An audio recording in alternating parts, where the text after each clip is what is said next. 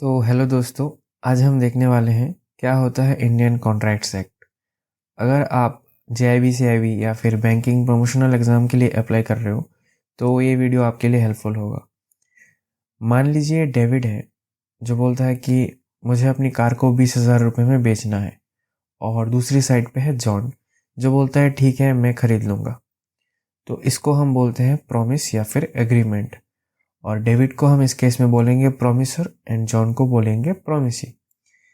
अब एग्रीमेंट और कॉन्ट्रैक्ट में क्या डिफरेंस होता है? देखिए, जब एग्रीमेंट एनफोर्सेबल बाय लॉ होता है तब हम उसको कॉन्ट्रैक्ट बोल सकते हैं।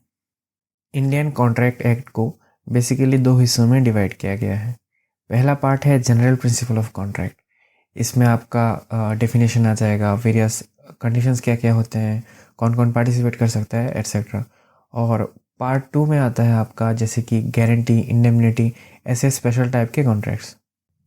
नाउ द क्वेश्चन इज, कौन कौन कॉन्ट्रैक्ट कर सकता है? देखिए, हर कोई नहीं कर सकता कॉन्ट्रैक्ट। पहली बात तो वो माइनर नहीं होना चाहिए, मतलब प्रॉमिसर एंड प्रॉमिसी दोनों की एज 18 साल से ज़्यादा होनी चाहिए। एंड दूसरी बात, वो मेंटली स्टेबल होना चाहिए। आप ऐसा नहीं किसी पागल को पकड़ के उसके साथ कॉन्ट्रैक्ट बना दिया, ऐसा नहीं हो सकता। एंड थर्ड कंडीशन इज़ कि वो डिस्क्वालीफाइड नहीं होना चाहिए लॉ के द्वारा। अगर ये 3 कंडीशन सेटिस्फाई होते हैं तो कोई भी कॉन्ट्रैक्ट में एंटर कर सकता है। तो जैसा कि हमने देखा था, एग्रीमेंट जब एनफोर्सेबल बाय लॉ होता है तब वो कॉन्ट्रैक्ट्स कहलाता है।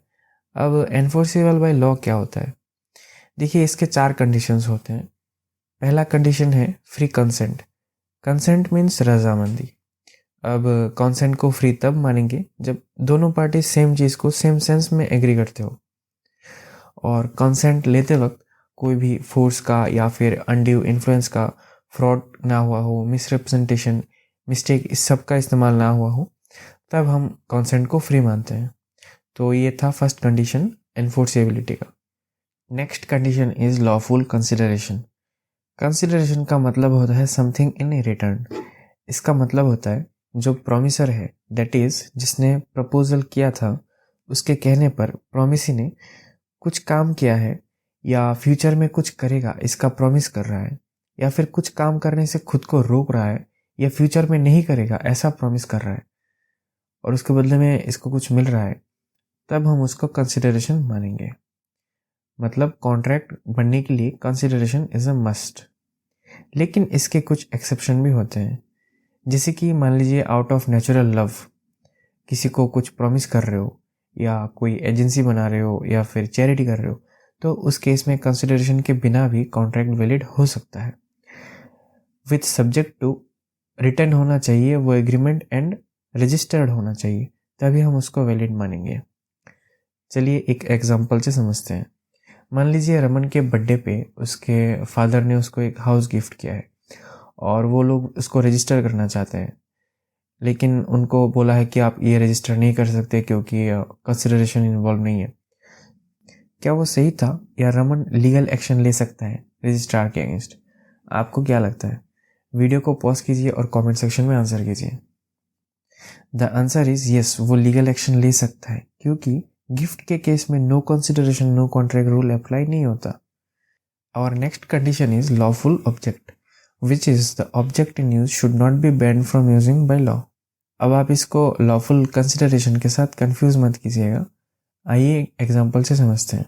मान लीजिए 2 पर्सन है ए एंड बी, एंड उनके बीच में 5,000 रुपीज़ के बदले 100 ग्राम ड्रग्स को एक्सचेंज करने का एग्रीमेंट बना है। This agreement is not valid क्योंकि कंसिडरेशन लीगल है। मतलब पैसे देके आप किसी के साथ एग्रीमेंट बना सकते हो कोई चीज़ खरीदने का, पर यहाँ पे जो ऑब्जेक्ट कंसिडर किया गया था वो लीगल नहीं है, इसीलिए this contract is not valid और this agreement is void। Now the fourth condition is not void under contract act. देखिए, इंडियन कॉन्ट्रैक्ट एक्ट में कुछ चीज़ें स्पेसिफिकली मेंशन्ड है अंडर एक्सप्रेसली void एग्रीमेंट कि इन चीज़ों का आप कॉन्ट्रैक्ट नहीं बना सकते। तो अगर इस चीज़ का आप कॉन्ट्रैक्ट बना देते हो तो वो वैलिड नहीं होगा। अच्छा, उससे पहले void contract and void agreement के बीच में डिफरेंस देख लेते हैं। देखिए, void कॉन्ट्रैक्ट वो होता है जो कॉन्ट्रैक्ट बनने के टाइम में वैलिड थे, लेकिन बाद में गवर्नमेंट ने या कोर्ट ने ऐसा कोई लॉ पास किया है जिसके वजह से वो कॉन्ट्रैक्ट इनवैलिड हो जाता है, इलीगल हो जाता है। उनको हम बोलते हैं void contracts. And void agreements क्या होते हैं? जो बनने के टाइम से ही इनवैलिड थे। तो हम इस फोर्थ कंडीशन के अंडर देखेंगे कि वॉइड एग्रीमेंट्स क्या होते हैं। फॉर एग्जांपल, कोई पर्सन है राम, वो श्याम के साथ एक कॉन्ट्रैक्ट करता है कि कुछ भी हो जाए तू सीमा से शादी नहीं करेगा, 10,000 रुपए मैं इसके बदले में तुझे देता हूँ, चल इसका एक कॉन्ट्रैक्ट बना लेते हैं। देखिए, ये ऐसा नहीं हो सकता, ये एक वॉइड एग्रीमेंट होगा, क्योंकि अंडर सेक्शन 26 आप किसी को मैरी करने से नहीं रोक सकते, ऐसा कोई कॉन्ट्रैक्ट आप नहीं बना सकते। सिमिलरली अंडर सेक्शन 27 आप किसी को ट्रेड करने से नहीं रोक सकते। अंडर सेक्शन 28 आप कोई ऐसा एग्रीमेंट नहीं बना सकते कि कोई अपना लीगल राइट्स एनफोर्स ना कर पाए। तो ये सब चीज़ें आपको देखना है। तो अल्टीमेटली हमने सीखा कॉन्ट्रैक्ट्स क्या होते हैं, कौन कौन कॉन्ट्रैक्ट कर सकता है, कॉन्ट्रैक्ट्स में क्या क्या एलिमेंट्स होते हैं, एनफोर्सिबिलिटी के वेरियस कंडीशंस क्या होते हैं। हमारा अगला वीडियो होगा कॉन्ट्रैक्ट्स ऑफ गारंटी। आज के लिए इतना ही। वीडियो इन्फॉर्मेटिव लगा तो लाइक कीजिए, चैनल को सब्सक्राइब कीजिए। चलिए मिलते हैं अगले वीडियो में।